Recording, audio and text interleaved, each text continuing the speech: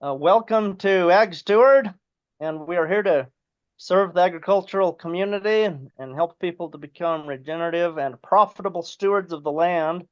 I'm William DeMille, and I'm filling in for Jared today. He is busy loading cattle to take them to the other side of the mountain. We're here with Steve Kenyon from Canada. We're excited to hear his presentation and see what we can learn from him today. So I'm going to go ahead and just turn the time over to Steve and let him introduce himself and give us your presentation. Thank you for being with us today, Steve. Excellent. Thank you, William. Happy to be here. I'm just going to share my screen here and get things going. I am from, my ranch is near Busby, Alberta in Canada, and we do a custom grazing operation. And we've been up here for about 25 years and building up our system. And yeah, we've got multiple different landowners. We actually, the pasture land that we graze, we don't actually own, we lease it. And we bring in custom cattle. So we bring in other people's cattle. So I'm more of a land steward or a grass farmer than a cattle farmer, I would say. I believe in taking care of the land and the ecosystems and everything that's involved in that. I just happen to use livestock as a tool to manage the system, manage the soil, manage the water cycle, manage ecosystems. So today we just kind of threw it out there. We're going to maybe pick 3 topics to run through here quick today. So carbon, soil, and water is what I was going to hit on today. And I don't mind if anybody has some questions as we're going through. If maybe, William, you can watch it. If there's some questions that are pertinent, if they put them in the chat and I can wait till later, great. But if there's something pertinent, I don't mind being interrupted. But if you do have a question and you want to remember it or hold on to it, don't hesitate to put it in the chat and we can talk about it later. So yeah, so let's get into this. Carbon, soil, and water we're going to hit today. Modern agriculture, what I learned in college. It's all about fertilizer, right? Everybody's always talking about that. It just seems like everything is about what we're adding to the soil. I love this barrel. Years ago, I actually worked for a fertilizer company, and they always had this barrel on the wall. And these 2 guys actually fight over who invented it. But anyway, the law of the minimum basically is about which is the most limiting nutrient, kind of the what's the chain is the weakest link. So your crop will only grow as much as the weakest link is what they're trying to portray here. And I think it's hilarious because what is the most important nutrient you need to add to this soil? I think it's hilarious. It's pouring out of the barrel. It's water. By far, water is the most important nutrient. Now, I've had people argue that water is not a nutrient. I beg to differ because nitrogen is an element, right? That's a nutrient. Sulfur is an element. That's a nutrient. H2O is just 2 elements together. It is a nutrient. And it is the most important nutrient we need to add to the soil. So that is one of the top priorities on my ranch is to rebuild the water cycle and to be able to hold on to more water, right? Once I get water, I can get just about everything else. So water is the most important. And I'm going to explain to you a little bit why. Every plant, every weed, every tree is made up of mostly 4 elements. Okay, hydrogen at 6%, oxygen at 45%. So that's 51% of every plant on a dry matter basis is made up of water, right there. Carbon is 45% and nitrogen is about 1.5% plus or minus. So approximately 97.5% of every plant comes from the air, right?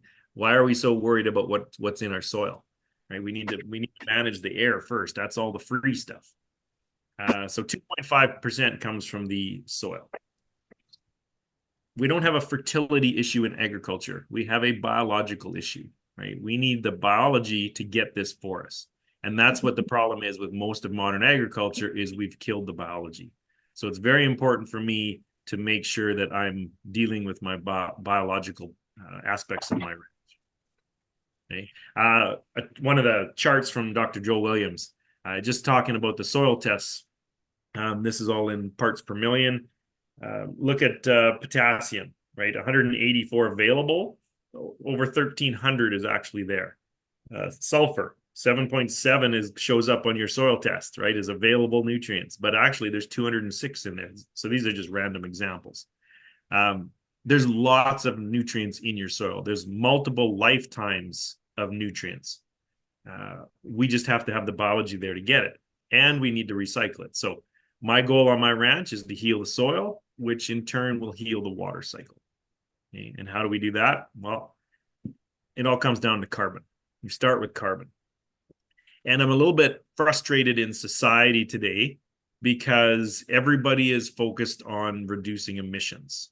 Okay, so the airline companies, the automobile, companies, everybody's bragging about how they're reducing emissions and how wonderful that is. But reducing emissions is only half the math equation. Okay, to be carbon neutral, right? It's a math equation. You have to sequester as much carbon as you emit. Okay, so an airline company that says they're going to be carbon neutral by 2050, how can they? Right? They can't. All they do is reduce emissions, right? If you reduce emissions, that's great, but you're still emitting. So how do you turn that around and make it go beyond carbon neutral? You have to sequester carbon. And very few organizations and businesses and companies even have the ability to do that. So agriculture is one of the very few industries on the planet that has the ability to sequester carbon. And that's what we can do. We can do that for them. Now, that airline company, if they want to buy me 50,000 acres of land and let me regeneratively manage it, I will make them carbon neutral. You betcha I will. But just by reducing emissions, you're never going to get there. So let's think net carbon.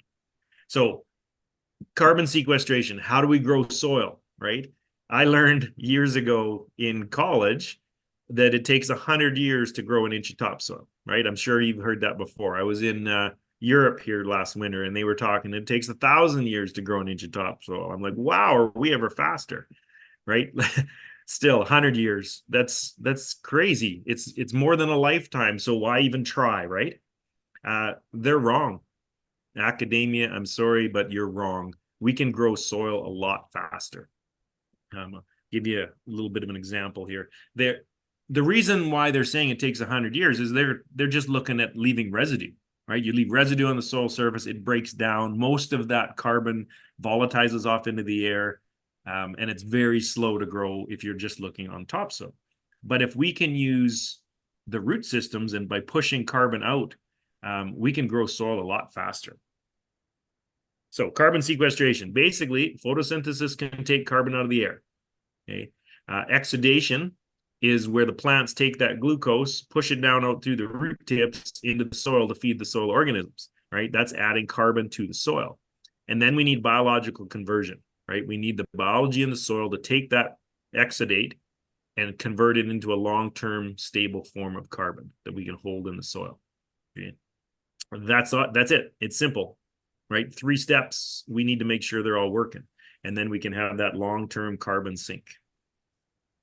So this is a soil pit that we dug at our place for a pasture walk here a couple years ago.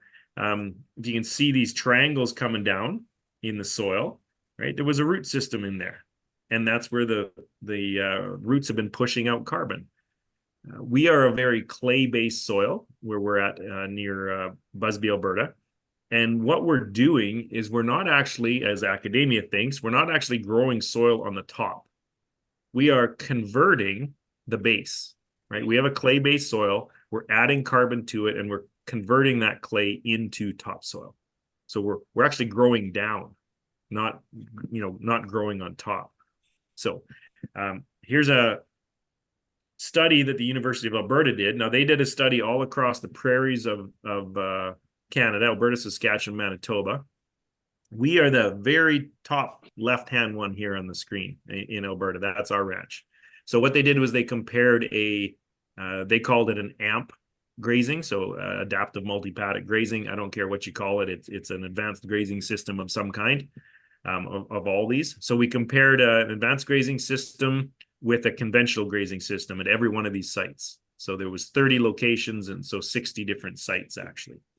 So I just got the results from our farm on here. We have the AMP grazing field, and across the road was my neighbor's field where they continuously grazed. And the results of that were actually pretty amazing. There was a 15-year gap, I guess, between the two. Basically everything was grazed the same prior to that, and then I took over grazing the one part 15 years prior to the study. So we raised the soil organic carbon from 5.2%. That's what the neighbors was at the end of it. Ours was 11%. So we've over doubled our carbon percent. Not only that, we also got deeper, right? There's virtually no AH horizon in their samples, right? You can't see it. There's no difference. It's all the same color. We have a distinct AH horizon, much darker, the soil plug there on the left, that's a lot higher in carbon. So not only did we double the percentage, but we also went deeper. 10.8 inches on average actually is what our topsoil was. And then on top of that, it's kind of neat, our nitrogen went up, okay? Because there's such a thing as the carbon nitrogen ratio, that as you increase your carbon, the soil biology automatically adjusts to the carbon nitrogen ratio, and we've doubled our carbon potential in our soil as well. So that's pretty exciting. Yeah, there's just the results of the soil tests that we brought in. There's the 11% and the 5.2%. So pretty interesting.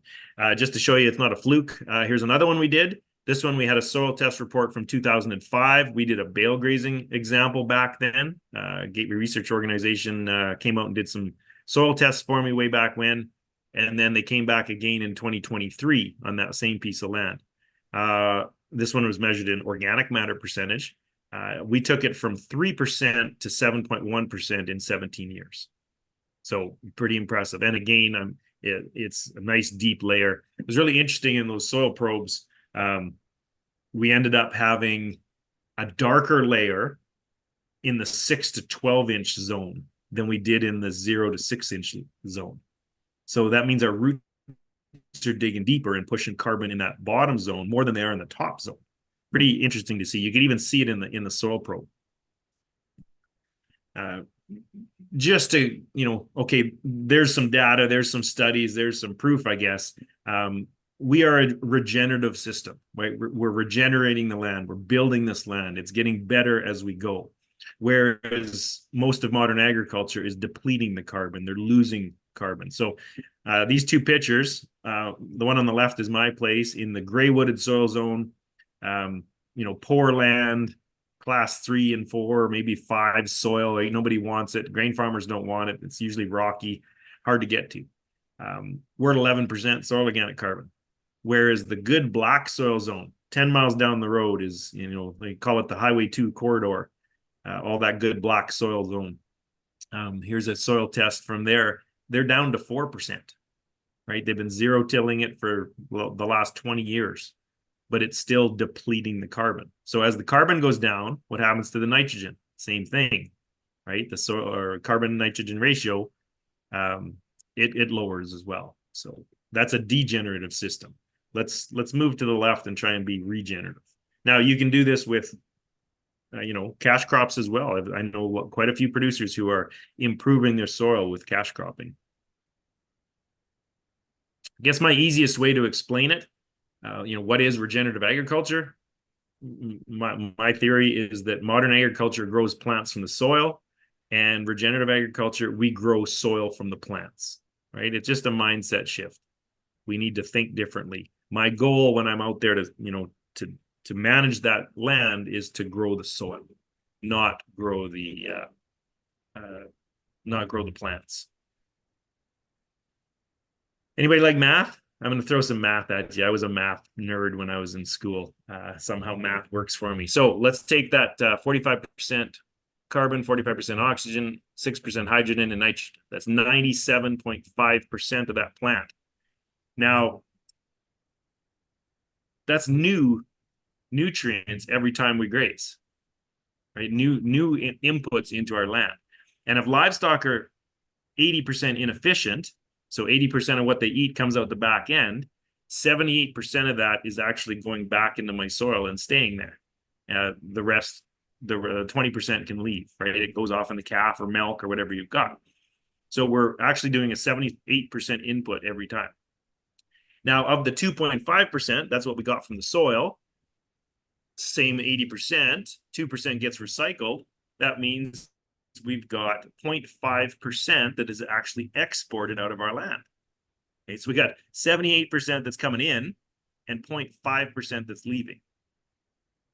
Why would your soil ever degenerate?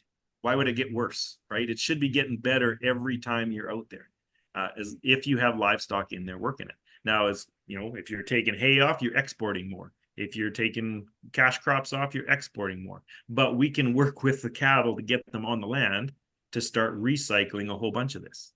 Okay, so anyway, just some fun math there. And it's, sorry, I do that twice in a season, right? I do a twice over rotation on my ranch. So that's 78% times 2. Yeah, it's easy to get your land improving if you have livestock working with them in the right situation, because all that is free nutrients. All right. Animal impact. I just meant that cows are so important. We need physical animal impact and we need biological animal impact. For years, I've talked about animal impact, and I just talked about the physical. That's the act of the physical act of their hooves on the soil. They can break capped soil. They can cause seed to soil contact. You know, they recycle that litter. They can push that down into the ground to get recycled. That's all good. That's all needed. But the biological impact, right? That's what I was, you know, I was kind of missing it for years. I was still doing it, but I didn't realize what was happening. The herbivore is a keystone species in any grassland environment. They have this symbiotic relationship, the biology in the herbivore with the biology in the soil. Right? You start adding that into the soil, and it can multiply and just, you know, bring that biology alive. So that's biology or food for biology in the manure. It's biology or food for biology in the urine, saliva, phlegm. There's even biology that falls off the hair coat that goes onto the soil. So this is some amazing symbiotic relationships that we can develop here with the critters. So we need the livestock on the land. I believe every piece of, you know, every acre of land needs to have animal impact. Every piece of cropland should have a fence around it, right? Even just get them out there for the fall. Get them out there every third year. Get them out there, right? We need that biology back in our soil. So I'm not going to go into this here today, but that animal impact is really important in my grazing concepts. We got graze period, rest period, animal impact, stock density, and soil armor. So, but yeah, animal impact is really important to that. We need the big biology. In this case, it's the cows to get us the little biology into the soil, get those plants going. It's a whole ecosystem that works together. You can't isolate one part of it. You got to have the whole thing together. Okay. Water, again, right? It's the most important nutrient. I'm going to kick into that now. I've got 5 grazing principles as well that I talk about. Water cycle is the number one. So the grazing concepts is kind of how, you know, it's how I manage. The grazing principles would be, you know, the why. Why am I managing it, right? I'm trying to get the water cycle fixed. I'm trying to harvest as much sunlight as possible. I'm trying to recycle nutrients, trying to build biology. Yeah, it's, oops, that's okay. So I got a little bit of a video here I want to play for you. Thumbs up if you can hear that, William. Years ago, many of the mountains were arable. The valleys that were full of rich soils are now marshes. Hills that were once covered with forests and produced abundant pasture now produce only food for bees. Once the land was enriched by annual rains, which were not lost as they are now, by flowing from the bare land into the sea. Once the soil was deep, it absorbed and kept this water, and this water soaked into the hills and fed the springs and running streams everywhere. Now, abandoned shrines at these dried up springs attest that our description of the land is true. So if we're in person right now, I'd quiz you guys all to, if you can figure out who said that. Very interesting quote. It is talking about a broken water cycle.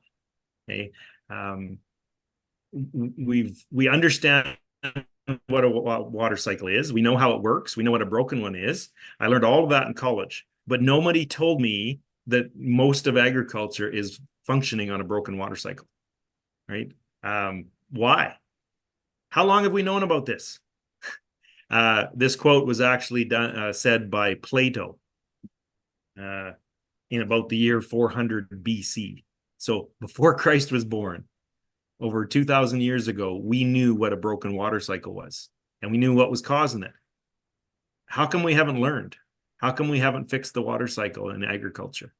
It frustrates me that it's something so simple, right? It's not hard to fix a water cycle. First time I heard that we have a broken water cycle was from Alan Savory. 27, 28 years ago, he came to Lloydminster, Saskatchewan. I listened to him talk. Told us the water cycle is broken. He told us we're exporting nutrients in our rivers. Nobody had ever told me that before, and it made so much sense. I don't understand why agriculture is not, putting this a #1 priority. We need to hold on to that moisture. So the water cycle. The soil moisture can be lost in 4 ways, right? #1 is runoff. Okay, we want to make sure that we manage our runoff. When rain comes down, if those raindrops hit bare exposed soil, okay, that first raindrop hits that soil, and actually it's like a small explosion, like a hand grenade going off, and damages the soil structure. It explodes and breaks it all into tiny little particles. What that does is causes a capped soil. Okay, it'll be a smooth surface. You've all seen it when it's smooth and cracked after when it dries. Well, the second raindrop coming down, if it hits that capped soil, it can't penetrate because now it's sealed. And where does the water go? That second raindrop, it runs off, right? It leaves the land, so it can't penetrate through. The raindrop is stronger than the soil. Now, we need to prevent that. How do we stop that first raindrop from damaging the soil? We need live or dead plant material. Okay, so we call it soil armor. The first raindrop comes down now, it hits the live or dead plant material, and the raindrop bursts into tiny particles. Okay, the plants are tougher, right? That's the soil armor. It's tough. So those tiny particles of water then soak down through the leaves and soak into the soil gently, not causing that capped soil, not allowing it to run off. So now we can absorb that a lot easier. So how do we fix it? We need to leave residue on the soil surface, and that'll greatly reduce our runoff. Okay. #2 is evaporation. Okay. Rainfall falls by gravity, right? It comes down from the sky and lands on our properties. But once the moisture is in the soil, it no longer works by gravity. Now it works by diffusion. Diffusion is a movement from an area of greater concentration to an area of lesser concentration. In this case, it'd be wet to dry. So let's say you've got some bare soil exposed, it's wet, we've had some rain, the sun comes out and the wind starts blowing, right? So we will have the top layer of moisture start to evaporate, which is normal, right? You spill some water on the table, it'll evaporate over time. So that evaporates off. But because it's moving by diffusion, the moisture down below will move up in the soil profile, right, to the top again where it's dry, and then it'll evaporate, and then more moisture will move up, and then it'll evaporate. So we're losing this moisture from our soil through evaporation. We don't want that. We want to stop that. We want to cover it with live or dead plant material, again, same thing, to stop that evaporation. Okay? So basically, a healthy water cycle, moisture will evaporate from our dugouts, streams, ponds, lakes, form clouds. Once it gets heavy enough, it'll precipitate down. It will hit those plants that we've got on our soil surface and not run off, because it's going to hold on to it. It's going to soak through and infiltrate through the ground and fill our lakes and rivers and ponds through the soil. Through the soil. An unhealthy water cycle, it actually will start evaporating, like I said here, through the land. It will evaporate up, form a cloud, precipitate down, cause capped soil when it hits bare soil, run off and fill our waterways, lakes, streams, ponds from runoff. And when it does that, it also takes a lot of the nutrients with it. Okay, so that's an unhealthy water cycle. We need to reverse that. We can reduce runoff and evaporation just by leaving more plant material. Okay, so that's our goal. Third way here was infiltration. Infiltration is actually a good thing. We want that moisture to soak in and infiltrate down through the roots and through the soil and infiltrate down and fill our dugouts. However, if you're in a real sandy soil zone, right, you don't want that to happen too fast. You want to hold on to some of it. So we start building that organic matter, start holding on to that carbon so that we can, build that soil up to act as a sponge and hold on to it. Okay, so how do we hold on to water? We reduce runoff, reduce evaporation, and try and, increase, but also hold on to the water through infiltration.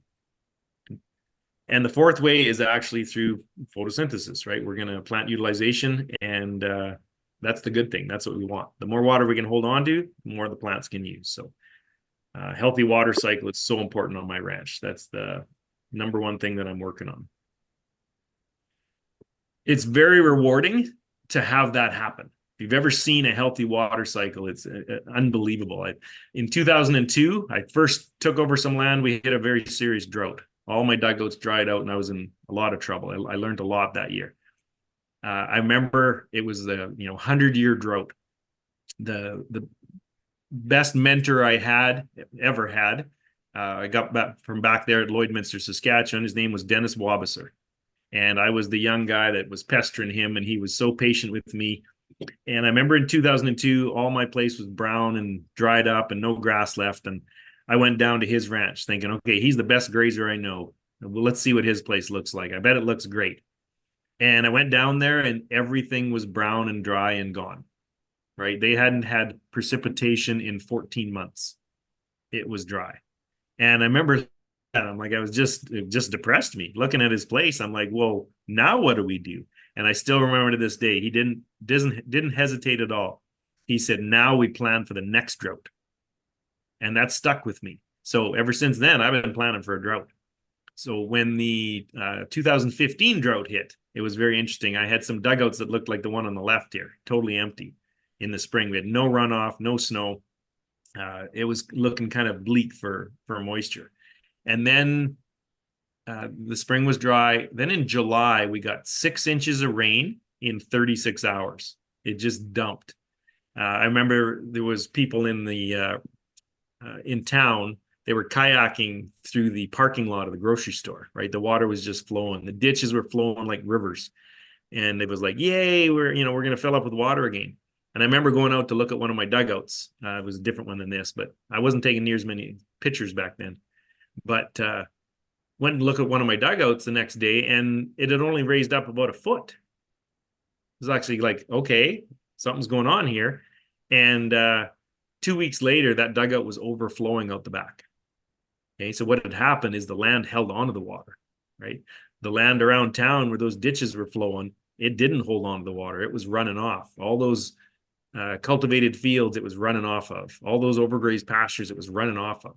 But mine, it soaked in and it filled that dugout and was overflowing 2 weeks later. So that's very rewarding to see that when that happens. So there's a target for anybody out there. See how long it takes your dugouts to fill up after a rainfall. The longer, the better. All right. So drought management. That's a big part of the water cycle. Again, Dennis Wabasser taught me this. When's the best time to plan for a drought? Right? It's not in a drought. You're way too late then. Best time I've found to manage for a drought is about 10 years earlier, right? So right now I'm planning for the drought 10 years from now. How do I do that? I leave residue. I build the soil. I'm trying to put carbon in there to hold on to water. On a good year, right? That's the best time to plan for a drought. Skip a couple paddocks, leave extra residue. Let something go to seed, add to the seeds, the seed bank. That's your time to plan for a drought. In a drought, no, that's far too late.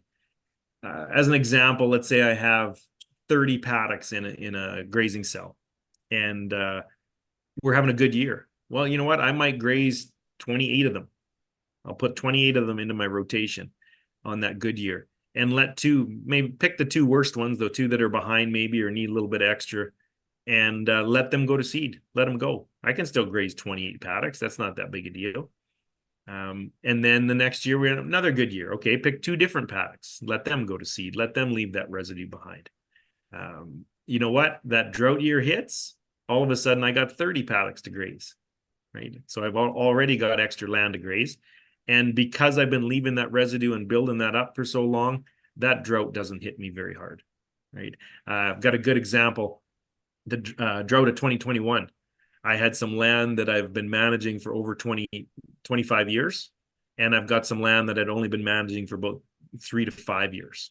Okay. The drought of 2021 hit. I added up all my numbers. The land that I've been managing for over 25 years, I had 91% of my average production over the previous 3 years. So 91%, that's not much of a drought, right? It barely slowed me down. The land that I'd only had for 3 years, 3 to 5 years, we were at 62% average production. Okay, so a drastic drop in production. You know what? We can manage for drought quite easily, but you have to do it ahead of time. I treat it like a bank account, right? You got to make deposits. You make deposits. When the year comes and you need to make a withdrawal, you can take it because you've been putting so many deposits in, right? You don't want to get overdrawn when it comes to drought management. You got to keep putting in ahead of time. So, yeah, that's pretty well my spiel. A little bit of a plug here, I guess. I've got a school coming up with Joel Salton in Kansas City, if anybody's around there. So we'd be happy to have you join in. This is a business management school, not so much on grass farming. But and William, I'm ready for questions or comments or whatever you want. All right, perfect. Thank you, Steve. This has been really great. I love several things you talked about, and I do have several questions for you. First of all, are your neighbors that are close to you observing what you're doing? Are they following what you're saying? There's some of them that have started after 15 or 20 years of watching me. It is starting, right? When I showed up here 25 years ago, nobody did this, right? I was the whack job. I remember going in to see our local politician. I just thought I should introduce myself, say, hey, I'm here, this is what I'm doing. And he's a pretty big wig in the politics there. He was the Speaker of the House, actually, I believe, at the time. And he looked across his desk at me. He says, your neighbors all think you're nuts, don't they? He said, you just moved into one of the most traditional agricultural parts of Alberta. And yeah, you are going to be, shunned out of town here pretty soon if you, but yeah, now I can count probably, a handful of producers within, 20, 30, 40 miles of my place that are doing rotational grazing now. So it's coming. We're at the point zero till was 20 years ago, right? I mean, we got that early majority coming on now. The innovators and early adopters have kind of kicked into it, and now the early majority is looking at it and dabbling their feet in it. So we're making progress. Nice. That's good to hear. It's interesting. We get a lot of brilliant people who are, they're doing these things, but it just seems like their neighbors always think they're crazy. Yeah. So that's why I asked the question. We had a lady I was listening to in a webinar here a little while ago, and they were talking about educating adults and then the bell curve I was talking about, right? The innovators, the early adopters, early majority, late majority, and the laggards, right? Interesting thing that they said, when you're trying to promote something in agriculture, if you're going to use someone as an example, don't use an innovator. I was like, what? I'm an innovator. What do you mean don't use me? What are you talking about? Innovators are seen as, too far out there, right? Oh no, they're, Steve can do that, but that won't work here. If you use the early adopters, right? They were hesitant. They kind of tried it and they jumped in and now they're on board. use those guys as the example, right? Go out to their farm and take a look at it. That, hey, yeah, it is working.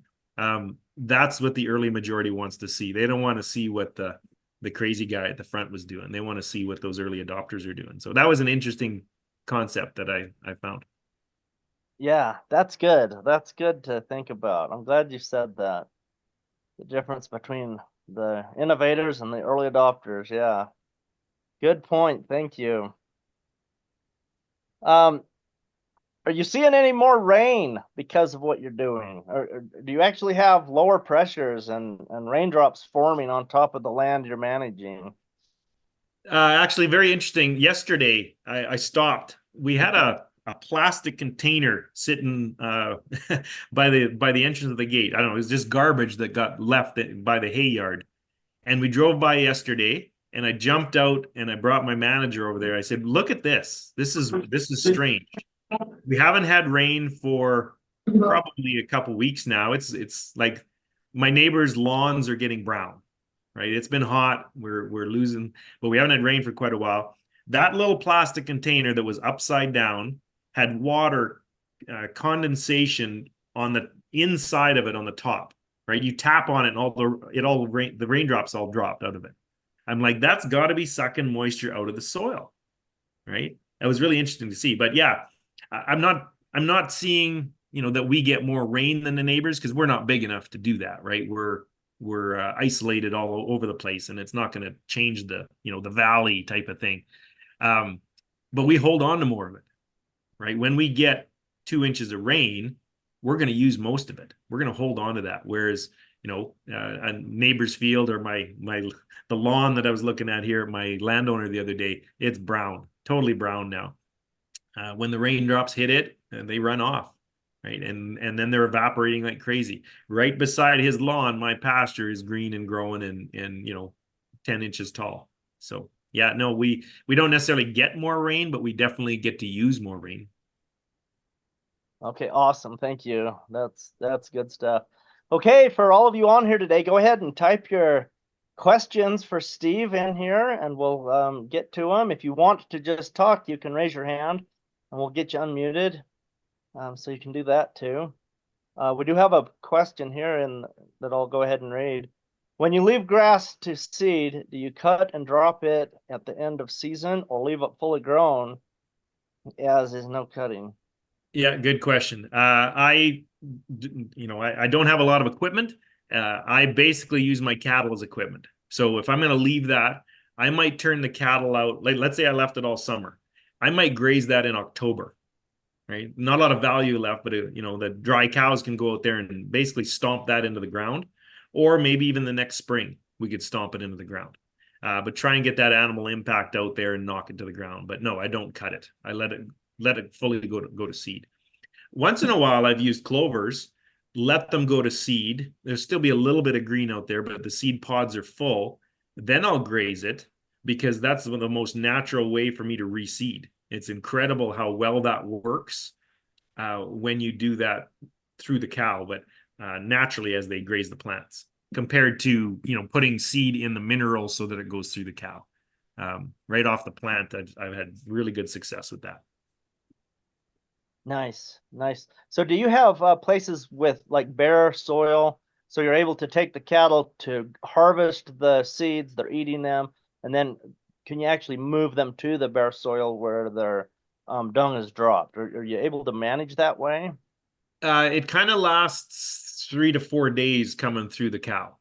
Okay, so the example I saw of that was many years ago. I had a quarter that I'd been managing for quite a while. It had really good clovers on it, lots of white clover. That's natural in our environment. And right next to it, I took over a quarter. So I had one by accident. This was many years ago. By accident, I let the one paddock go to seed. The clover got ahead of me, and it was quite rank. So we turned the cows out there, and then I immediately went to the next quarter, grazed one paddock, grazed another paddock, grazed another paddock, right? The following year, you could see the order in which I grazed, because the first one I grazed was caught really well. Lots of clover was in that one. The second one, pretty good, quite a bit of clover. Third one and fourth one, like you just see how it was petering out of the back end of the cow. Very clear to see which order I grazed in, though, just by the amount of clover out there. So, yeah. Joe Williams kind of clued me into that here years later, and I kind of put 2 and 2 together. He said, he talks about the seed microbiome, right? The biology on the seed itself, if it's from the land, the same biology that's in the land where it's grown, it'll germinate a lot better, right? So if I order seed from 500 miles away, it's got a different seed biome on it. Whereas the stuff that's growing right on my property, it's got the same biology. It triggers it to germinate better. So, yeah, just kind of putting two together over the years, plus what I hear from speakers, right? Pretty interesting. Yeah, fascinating. What species do you know of that will survive going through the cow? We've been wondering that here on our ranch. Are there certain grasses that would have a hard enough coat that we could actually just get the seed in the mineral, have the cows eat it, and that seed survives to use the cows as the planting machine? Yeah, pretty well. The only thing that survives, I think, is legumes, right? Hard seeds. I haven't had any luck with grasses. I've actually switched to broadcasting. Most of if I'm going to add some seed to a land, I broadcast it. I've had better success with that.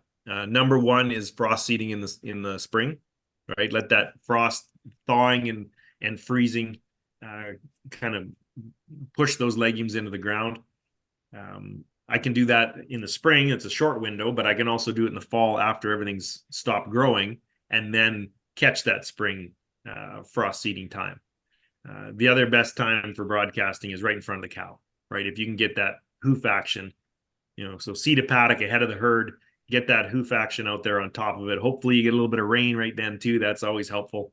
And then we stomp it into the ground. So I have not had a whole bunch of luck putting mineral through the cow, except for when I do it naturally, but I'm very limited with that, right? So I actually bought a drone to save some wear and tear on my equipment. So we do some top dressing with a drone now as well. So that's pretty handy. Nice. Okay, perfect. Okay, we've got a few questions coming here into the chat. How do you find or create custom grazing arrangements? Who do you get cows from? How do you negotiate fees, etc.? Okay. Who do you get cows from? That's a lot easier nowadays than it was when I started. Social media can get you all sorts of animals, right? I could go on social media right now and probably fill my place up, tenfold in the springtime. But the contract itself, if anybody wants, I don't mind sharing my contract. It's it's generic for Alberta. You'd have to take it into a lawyer and get it adjusted to your state or your province or your whatever. But it's just got the basics in it of what you should talk about ahead of time. And I've got some pretty good customers now. We don't even really need to sign the contract anymore, right? We've talked about it. They've been with me for a few years. It's just what if this happens, what do we do? Yeah, it's good to have a contract to begin with for sure. Make sure everybody is communicating on the right thing. So yeah, I don't mind sharing it. If anybody wants to email me, I'd gladly send it out. All right, perfect. Thank you. Okay, another question. Describe a typical grazing season. When you go in, how long you stay, stock density, percent harvest efficiency, when you come back, any dormant season grazing. Okay, that's a big one. Okay, I'll just describe one of my pastures. So we usually start in our environment because it depends where you are, right? When does your grass start to green up? But I'm usually ahead of most of my neighbors. Traditionally, everybody's, all the advice is to start grazing beginning of June here. I start grazing about May 15th. I get out there ahead of time because I don't want that grass getting ahead of me. So about May 15th, we'll go in. We'll do our first rotation kind of quick. In a perfect world, I'd like to get around it by June 21st. Kind of a crucial date, longest day of the year. Plants change at that time. They grow differently after that. They start to realize that the days are getting shorter. So if I can get around, and I never usually do get around quite by then, right? We're never perfect. If I'm around by the beginning of July, I'm pretty happy with that first rotation.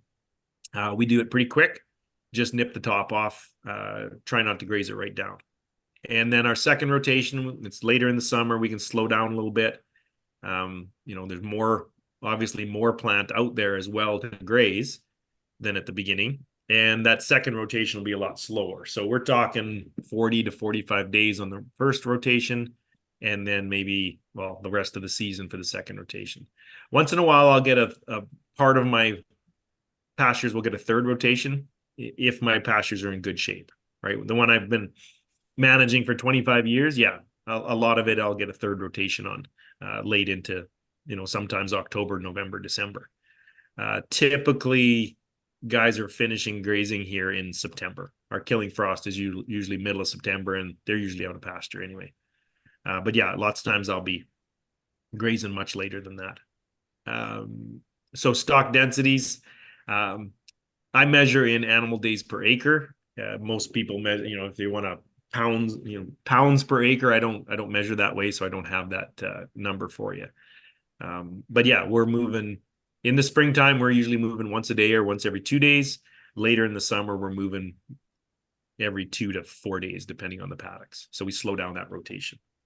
But I change that quite often too, right? All of a sudden we'll have a dry year. I'm going to change my rotation. Maybe it's going to be a healing year this year. So we'll lengthen that rest period, go a little bit longer. We'll be a little bit slower.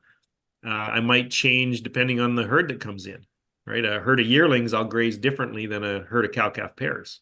We'll go a lot slower with the cow-calf pairs on purpose. So it kind of depends. I think change is a tool in my toolbox for grazing. If there's a wet year or a dry year, it might change how I plan the next year. Nice, perfect, good. Jeff had another question here. I think you pretty well covered it. If not, Jeff, you could ask a little bit more. He did ask a little bit about winter grazing management, what you're doing there. Okay, I'm just reading it here. Okay, rotation there. Yeah, I kind of covered that. I'm grazing cow-calf, stalkers, combination. It's whatever the customers have. My favorite animal to graze is actually a bred heifer, because I can treat them like cows, right? Graze them the same as cows, which means I can graze them late. I might get to swath graze or bale graze them in the winter. But they pay like yearlings, because in my environment, yearlings pay better than cows. I also don't have to deal with calves. So sometimes if calves are young, they're a pain in the butt. Talk to my grazing manager right now. He's pulling his hair out with these little calves that are straggling behind right now. But he's working on it. And the yearlings move really fast. Some of them are a little bit, can be a little bit crazy when they come in as a custom guy. So the bred heifers, usually the farmer's taking out the crazy ones by then. So they're usually a little bit calmer. Bred heifers is definitely my favorite type of animal to graze. Might have to deal with bulls, right? We're going to throw some bulls out there to get them bred, but that's not that difficult. Winter time, it depends. What can I find? What's cheap? What's economical?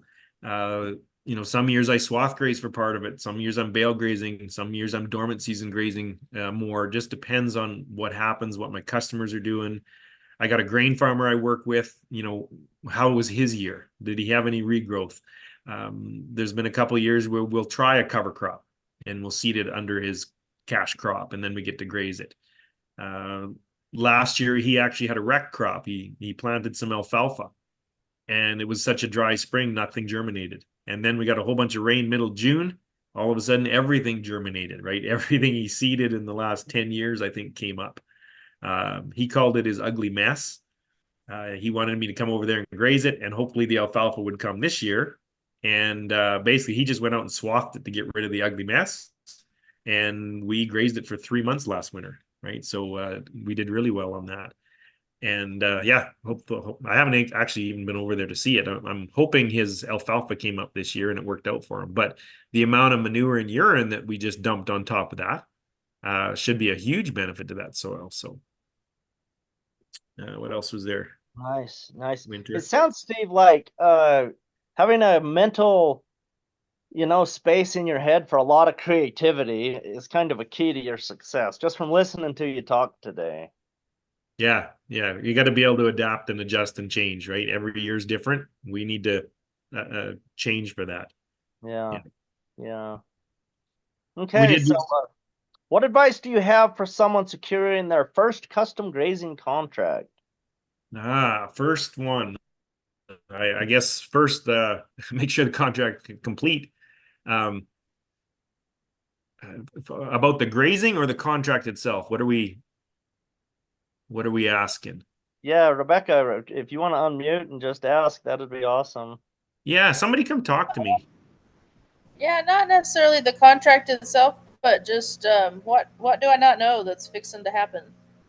Okay, so the type of animal is going to make a difference, right? Yearlings, they're going to expect gains. So if it's your first time, maybe don't do yearlings, right? If you can find some cow-calf pairs, older calves make it a little bit easier if you can find that, or bred heifers. Like I said, those are the easiest. Bred I'm heifers. looking at they're going to be bred heifers. Sorry to interrupt. That's okay. Yeah, no problem. So yeah, bred heifers, that'd be great. I kind of value them somewhere in between cows and yearlings, right? They're a little bit heavier, so the value is a little bit different. They're going to eat more, but they're usually the nicest and easiest to manage. If you can, great. And the owners are usually not too fussy about gains, right? Like the yearling guys are like, okay, what are the gains? We got to weigh them. We got to, right? And then they're very fussy about that. Whereas a bred heifer, when they go home, as long as they gained well, they look good, right? They're pregnant, obviously, a good percentage of pregnancy. They're happy, right? It's not quite so crucial. I can take some of those bred heifers into the fall. One of the issues I've had in the past with yearlings is all of a sudden September 1st rolls around and the owner wants to get the yearlings into the feedlot, right? It depends on the customer. They want to get them in the feedlot and all that silage they put up all summer, they want to get using it. So all of a sudden they want to take the herd home. I might have 2 quarters of grass left, right? There's tons of grass ahead of them. So all of a sudden now they leave, I got to figure out how to get another herd over there to finish grazing that off. So either I bring in another herd or move one, but bred heifers, that usually doesn't happen, right? Those cow-calf guys, they want to get their bred heifers. I give them the option of preg checking at my place. And then they can, pull out any open ones, but we can still keep grazing later. So that was a bit of a surprise to me, I guess, when all of a sudden they wanted to take the yearlings home before my grass was done. Nice. Okay. Kay asks a question here. I don't have livestock yet. My field is very small. Would it be better for me to trample the grass with my own boots or cut and drop the grass after the seeds are ready? Oh, well, livestock are the best. Can you get a neighbor to bring some critters over for a bit, right? I mean, offer it up. Hey, free pasture for a week. I don't know. Bring some animals over, let them knock it down, and then get them off. The key to that, though, is they got to be on quick and then off. I've got acreage owners that have asked me that before, too. Is there somebody with cattle close that they can open a gate, bring it over, knock it down, and then you open a gate and take them back? Because if you don't have any corral systems or something, it's kind of difficult for that way. But livestock are the best. Cutting just doesn't quite do the same thing. You need that biological animal impact. But you can use small livestock, right? Sheep will do it. Goats will do it. You just got to make sure that whoever's bringing them over has good fencing and knows how to manage them. Nice. Perfect. Okay. Stacy says, tips to get started with rotational grazing. Any pitfalls to avoid? Oh, what to get started? Well, first, education, right? Understanding the grazing concepts, right? Being able to manage that. Then fencing and water systems. Water is crucial. Water is one of my nemesis, right? It's always the thing that's going wrong. Get a good water system that's reliable, enough volume. Basically, my whole operation is a problem solving game. Every day, every other day, you're trying to solve some problem, something that came up. You got to be a jack of all trades to get all those problems solved. So make sure you got a good, reliable water system. Fencing, you could start off with some temporary fencing. But once I found out years ago that once I've set up and taken down a fence in the same place more than twice, I might as well have bought more material and left it up there for the amount of labor it takes me. So watch your labor.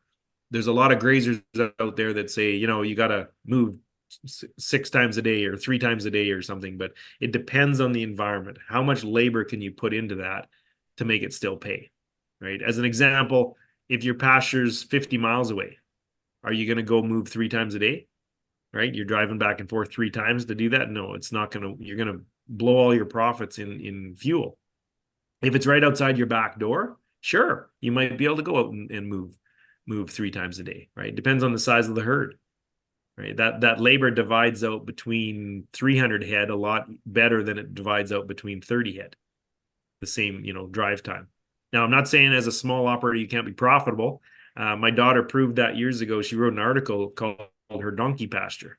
She had 3 donkeys and a horse, and she grazed a 5-acre acreage, but she did it all on foot. She had very little equipment, and she, planned it out on a grazing chart, did the whole rotation, calculated it out, and she proved that it's profitable on a small scale. Right? She bragged in an article she wrote that some of her paddocks made more money than Dad's. So pretty proud of that. Nice. Okay, Ken is asking, are you strictly cattle, or do you also do custom sheep, alternate between? Okay, most of my operation is cattle. Now we've had sheep on the farm before. We've had goats on the farm before. I owned some goats years ago. I had a manager that had goats. Last couple of years, I had another manager that had sheep. We've had pigs for years. We don't this year. It's first year in quite a while that we haven't had pigs. So it depends. It's not necessarily on a custom basis, though. Custom grazing sheep is just not as common here, I guess.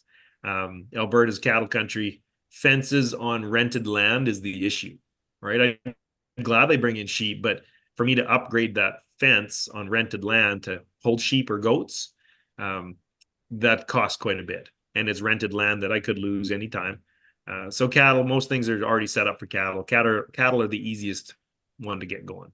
And it's, there's more people with cattle out there than with sheep right now. So pigs were easy to keep in. 2-wire electric, you can keep them in pretty easy. Nice. Perfect. Okay. Early on, Steve, you mentioned that there needs to be a lot more people doing research. So I'm just wondering, are you finding that the research that the universities are doing, is it good? Is it bad? Are you frustrated? It's very slow to change. We're still doing 90% of the research on modern agriculture. 95% probably. There's the odd research program that comes along that I'm excited about, but there's a good chunk of them that are still just traditional. And yeah, it's frustrating to me. We need to change and look at polycultures. We need to look at carbon and water cycles. And it's coming. There's a lot of professors out there that are fantastic, right? Years ago, I wouldn't be able to say that, but there's a lot of them out there now that have the understanding. They got to get the funding for it is the problem, right? They got to make a research project that gets accepted. And right now, this is still so new. A lot of times it doesn't get accepted, right? Because it's not the norm. So, but we are changing. I'm here to help it change. I am on a board that does some of those decisions. So I'm working on it. Nice. Good to hear. All right. Are there any research projects going on your ranch? Right now, no, not that's funded by a university or anything right now. No, but there's always talk about it. Like I said, we have some research associations that like to come out. I had the university bring a tour out last year. I've got a college again asking to bring a tour out this year. So there's potential. We're working on it slowly. Nice. All right, Jen, you've got your hand up. Go ahead and unmute and ask your question.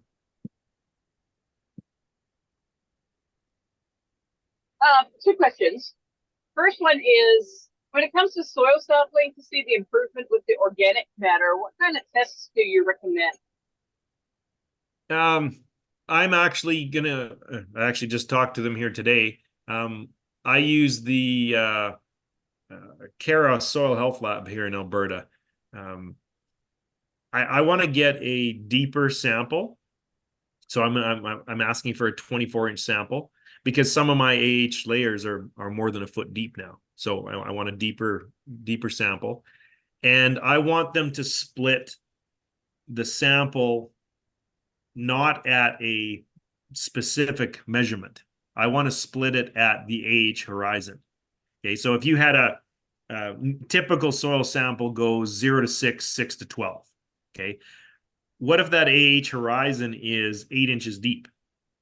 Okay, so the top layer will be accurate because that's the 6 inches. The second sample, you've got part of the AH horizon and part of the clay. In my environment, it's clay. So that one's going to be distorted.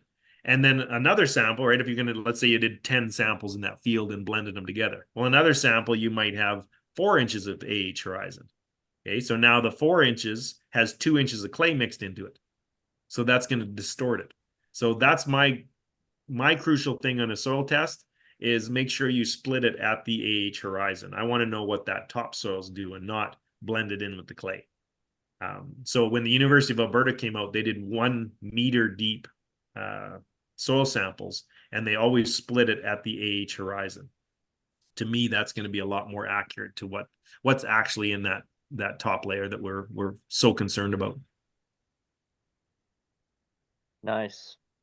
Perfect. Okay, I'm not a Rebecca. soil scientist. William, you might have some comments on that. You got anything to add to that? Is that Oh, well, a good thing? yeah. I don't know. I spend a lot of my time in a microscope looking at the soil all the time. So I run my own little lab here. Yeah. And I don't know. You know, when I listen to people in the regen movement, it's just awesome because they all of you guys are saying the same thing. I should say all of us because I'm certainly one of you, but just cover the ground, you know. If you don't have livestock, cover it with whatever you do have. Crop residues, grow cover crops, put them down. So it's all the same thing. As far as the soil, it's interesting how many different ways labs are doing things. For what I do, I'm just looking for the living active microbes. You know, I was trained by Elaine Eham, and so that's what she taught me, and it makes sense. And in the garden plots that we're doing and we're working on, and out here on the pastures, even in the sagebrush areas, it's all, you know, it's adding up to be pretty consistent all the time. With if you have the living active microbe there, you're going to see benefits, and when you have an absence of them, you simply don't have those benefits. So whatever it takes to restore that water, do it. You know, get that ground covered. And everybody has their own ways of doing that, but it all goes back to the principle: cover the ground. So I don't know. That wasn't exactly on the subject, but That's all right. That's my 2 cents. Yeah, I'm not a soil scientist, so I'm just looking at it from a layman's point of view. Why would you mix that clay and topsoil together and then take a test, right? I want to split that at that AH horizon. That's just common sense to me. Yeah, and I agree. It does make sense. Yeah. Yeah. I got a tough question coming. Yeah. When you've started on a new place that has been conventionally set, stocked, grazed, what are the first steps you take to begin restoring ecosystem function? You got to get the fence up. Number one priority is to control the graze period and rest period. Now, you could seed the land, you could do whatever you want to the land, but the number one thing, we have to control the graze period, rest period. So fencing. First thing I plant is a post. Nice. I like that perspective. Yeah. That's right. You don't want it undergrazed. You don't want it overgrazed. Yeah. You're welcome to throw some seed out there like I do, right? Definitely I throw the seed out there, but it's a waste of time if I don't control the grazing. So fences. Perfect. Good. Good. The other part of my question from earlier was I've never heard of custom grazing pigs before. I'm really curious to know what that looked like. Was it sows? Were you farrowing out or? Yeah. Oh. Could you talk about that a little more? Yeah, I didn't actually custom graze the pigs. I own the pigs. I bought them as weanlings and grazed them for the summer, and then we sold direct marketed the meat. The last couple of years, I actually turned that over to a manager, and he took over the pigs because he wanted to do pigs anyway. So I've said, well, there's no sense both of us doing it, and I was getting busy, so he kind of took it over for a couple of years. So and yeah, I've never really custom grazed pigs. It's been, he was grazing pigs on my land, or I was grazing pigs on my land. Nice, nice. All right, Jared, you got your hand up. Go ahead. There we go. Hey, Steve, thank you very much. Appreciate it. I've been No able worries. to listen in. Get back to work. I hear you're working hard. Well, yeah, we are loading trucks here and trying to get a bunch of yearlings moved to the other side of the mountain, continue our grazing season. But could you talk a little bit more about the business principles in the school that you're going to be teaching? And kind of, if you can maybe compare and contrast it to what you might learn at Ranching for Profit or the Savory Institute, being like, you know, kind of, I know what are the key things that you measure in a business? And maybe give a deeper plug for your school. It sounds pretty intriguing to me. Okay, sounds good. Yeah, I partnered with Joel Salton through the Stockman Grass Farmer, which was a huge thing for me. That's a big deal. Very excited to work with Joel. My part of it, like we alternate presentations basically. My part of it, we do human resources, right? How important it is to deal with people. That's the most important part of my business, right? If I can't find the land to graze, it doesn't matter how good of a grazer I am because I don't have the land. Or if I can't find the customers, right, to bring cattle in, doesn't matter how good of a grazer I am, right? I can't fill my pastures. So human resources is so important.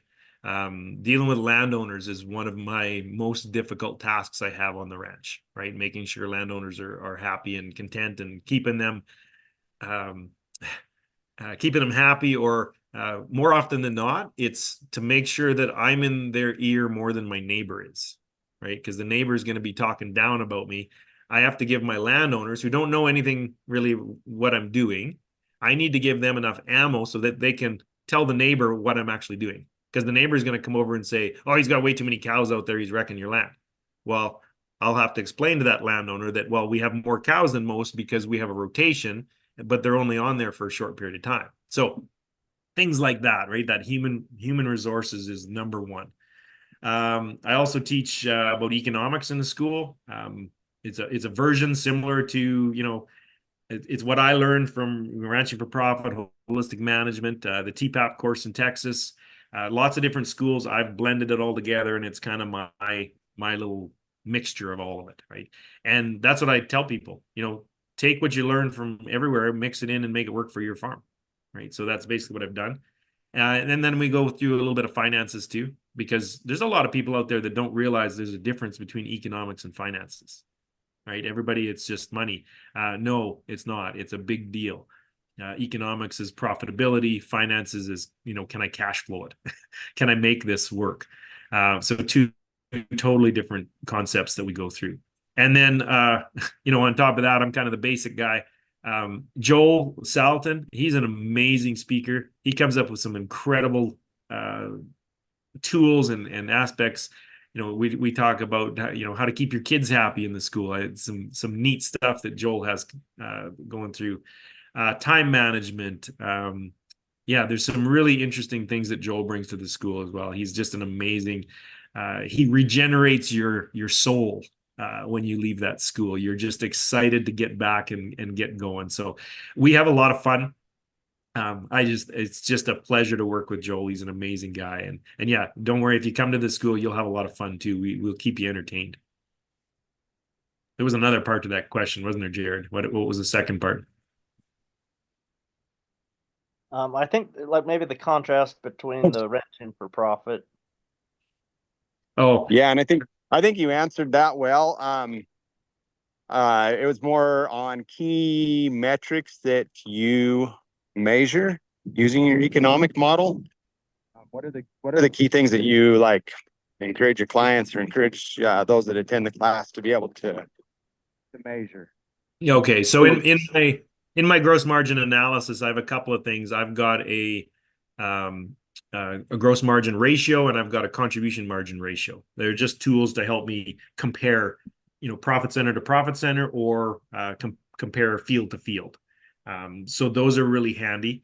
One for custom grazing, specifically that I use quite often is actually a rent ratio, right? What's the production of my land versus how much rent I'm paying? It's kind of a tool to help you see, what's my weakest link here? Am I paying too much for rent, or am I paying too much for labor and equipment costs? If I'm profitable at what point, right? So if I've got a 50% gross margin ratio, but my rent ratio is too high, then I can kind of say, okay, that land's not really working, or you know what, this land's really working. I can repeat that, right? So if another opportunity comes up similar to that one, I can move forward and jump on it. Whereas if there's a piece of land that's not doing that, my rent ratio is way out of whack, then you know what? I'm not going to take it, or I'm going to turn it down, or get rid of it, right? When I first started, I took every piece of land I could find, right? If the neighbor's willing to pay that much for rent, then I should pay it. There was a few that I said, you know what? This is crazy. Why am I even doing this? And I just let the land go because the rent ratio was out of whack. So, yeah, it's some useful tools that I use. Perfect. Thank you. That is awesome. Okay, we have another question here. How do you manage paddocks for different size groups, especially where you said better to put permanent fence in? It's not the number of animals or the number of acres in a paddock that matter. To me, it's the number of paddocks that matter. Okay, so everybody's always asking, well, how big do I make my paddocks? It depends on how big the whole cell is. I would like to see a minimum of 16 paddocks in a grazing cell. Now, if I'm in a very dry environment, I could make 16 paddocks, the exact same shape, the exact same size, right? The exact same cell design, but I'll have fewer animals than the exact same cell design in a wet environment. Okay, so it depends on production. So to me, number of animals, number of acres doesn't matter, right? It's the number of paddocks that allows me to control that graze period, rest period. I can always strip graze. I can always, cut one in half, depending on the situation. We've done that quite a bit this year, actually. We've got a paddock that we actually lost some land. So the paddocks are a little bit too big for what we're, I like to have 25 or 30 paddocks. And because we lost land, we were technically down to about, I think we're down to like probably about 18 paddocks. So we just took some strip grazing, polywire, and we split every paddock into 2 or 3 pieces, right? That way we kind of strip graze through them, and we got our number of paddocks back up. Okay, so I wasn't worried about the number, the acres of those paddocks. I just wanted the number of paddocks to be back where it was desirable. Nice, So I'll just perfect. touch on that because it was my question. So like if you're looking at designing, so we have 2 quarters we're going to be grazing. So you'd be looking at how to divide it into your 20 or so paddocks rather than how big to make the paddocks. Yes. Yeah. And the size of the paddock will vary depending on the production of the land, right? So if you have a really high producing area that's, maybe it was the hayfield before or something, it's higher producing.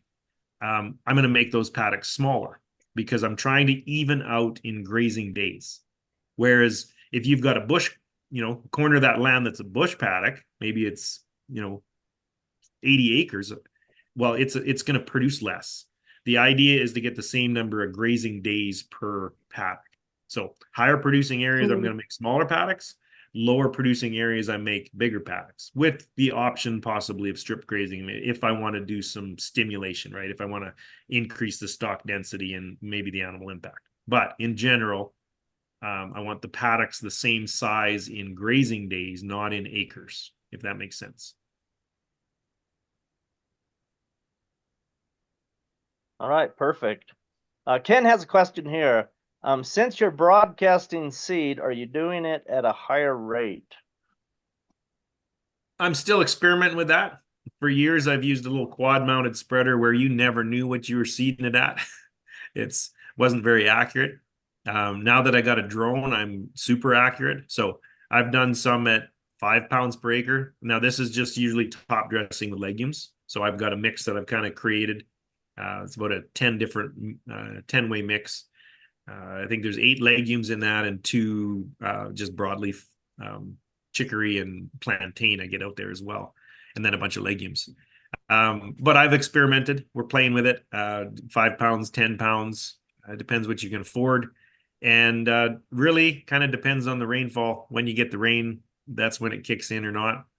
And sometimes it shows up months later. Sometimes it shows up years later. But putting the seed out there, what I've found is it never really hurts.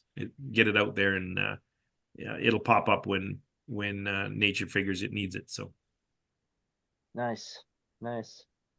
All right, Jeff's asking, are your water systems mostly permanent or temporary in paddocks? I am slowly, right, 25 years slowly, working at getting more permanent water sites, right? When I first started up, it was one water system for one herd, and you move it around to all the different water sites.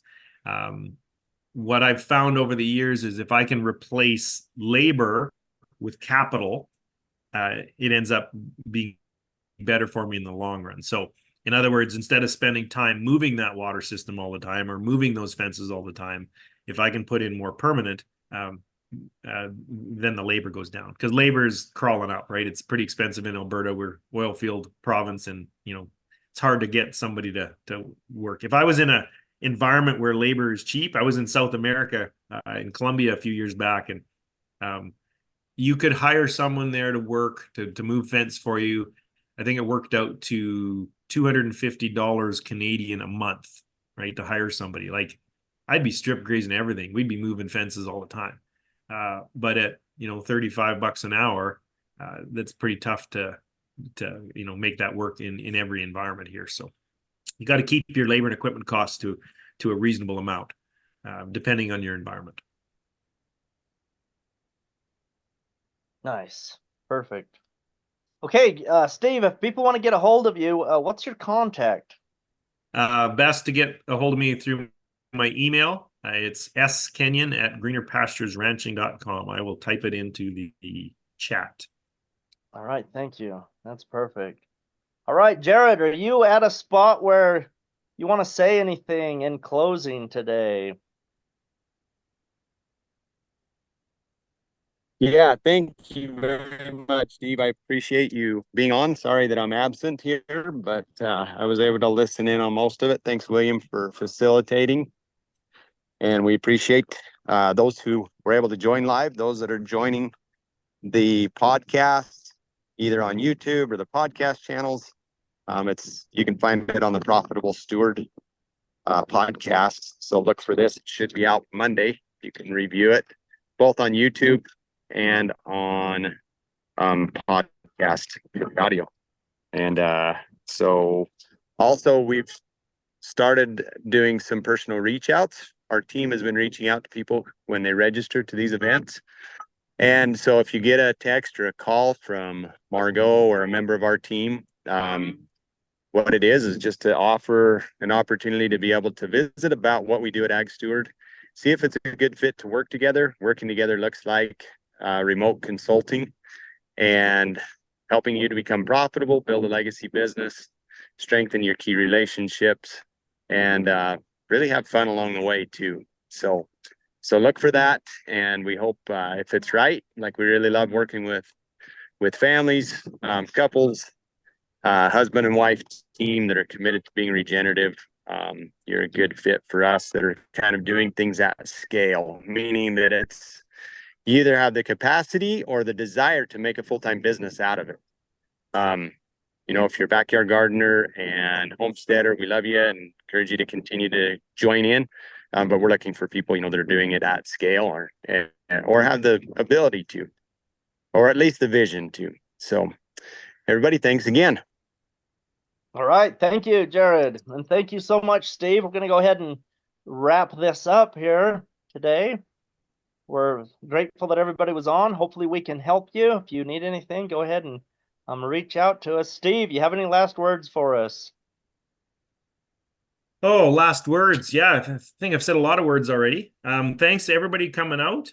Really appreciate it. And it's really cool to have, all these people in regenerative agriculture. We're all on the same team. Keep moving in the right direction. Not everybody does it exactly the same, right? We've got different schools of thought in grazing. Don't worry about it. right? Don't get stuck on one school of thought. There's so many out there. It's a combination.